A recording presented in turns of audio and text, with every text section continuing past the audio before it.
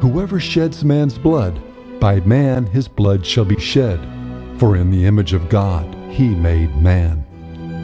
As horrific and hard to comprehend as it may be, one of the most widespread forms of worship among ancient people involved human sacrifice.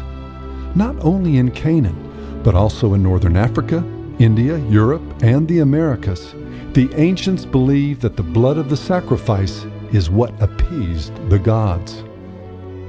The pagan practice of blood sacrifice is actually a perversion of the rights given by God to his people, Israel. To his priests he declared, "For the life of the creature is in the blood, and I have given it to you upon the altar to make atonement for your souls, for it is the blood that makes atonement for the soul." Sacrifice to any other god was condemned as idolatry. They shall no more offer their sacrifices to demons, after whom they have played the harlot. This shall be a statute forever for them throughout their generations. As we look at the practice of human sacrifice in ancient times, keep in mind that, according to God's perspective, these sacrifices were made to demons, the false gods of the pagan nations. The ancient city of Carthage was the capital of the Phoenician Empire, one of the most advanced civilizations of their time. But recent archaeological expeditions have revealed another notable feature: the incredibly high incidence of child sacrifice.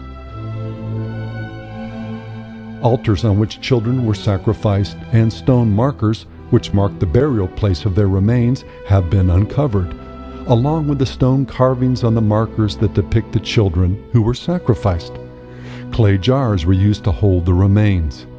Burial grounds full of thousands of these ritually sacrificed children have been unearthed. The Carthaginians were descendants of the ancient Canaanites and worshiped the same god, Baal or Moloch. Archaeologists have established that the primary deity that the children were sacrificed to was the goddess Tanit, the name being a regional representation of the more universal Ashtaroth.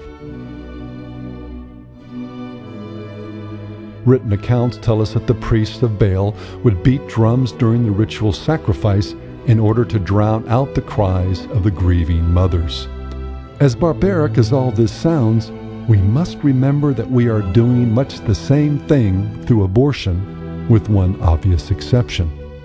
Today, we don't commemorate or bury the children we sacrifice.